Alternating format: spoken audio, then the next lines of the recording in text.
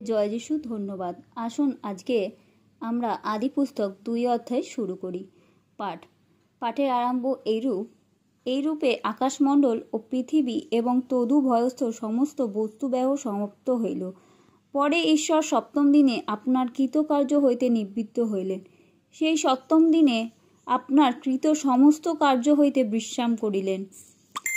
আর ঈশ্বর সেই সপ্তম দিনকে আশীর্বাদ করিয়া পবিত্র করিলেন, কেননা সেই দিনে ঈশ্বর আপনার শ্রেষ্ঠ ও কৃত সমস্ত কার্য হইতে বিশ্রাম করিলেন।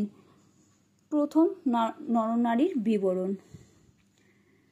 সৃষ্টিকালে যে দিন সদাপ্রভু ঈশ্বর পৃথিবীর আকাশমণ্ডল নির্মাণ করিলেন, তখনকার আকাশমণ্ডল ও পৃথিবীর বৃত্তান্ত সেই সময় পৃথিবীতে ক্ষেতের কোনো উদ্ভিজ হইত না, আর ক্ষেতের কোনো ঔষধি উৎপন্ন হইত না, কেননা সদাপ্রভু ঈশ্বর পৃথিবীতে বৃষ্টি বর্ষার নাই, আর ভূমিতে কৃষিকর্ম করিতে মনুষ্য ছিল না। আর পৃথিবী হইতে কুজ্ঝটিকা উঠিয়া সমস্ত ভূতলকে জলসিক্ত করিল। আর সদাপ্রভু ঈশ্বর মৃত্তিকার ধূলিতে আদমকে অর্থাৎ মনুষ্যকে নির্মাণ করিলেন এবং তাহার নাসিকায় ফু দিয়া প্রাণবায়ু প্রবেশ করাইলেন, তাহাতে মনুষ্য সজীব প্রাণী হইল।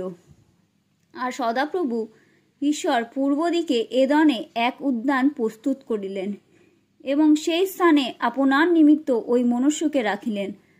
আর সদাপ্রভু ঈশ্বর ভূমি হইতে সর্বজাতীয় সুদৃশ্য ও সুখাদ্যদায়ক বৃক্ষ এবং সেই উদ্যানের মধ্যস্থানে জীবন বৃক্ষ ও সৎ জ্ঞানদায়ক বৃক্ষ উৎপন্ন করিলেন।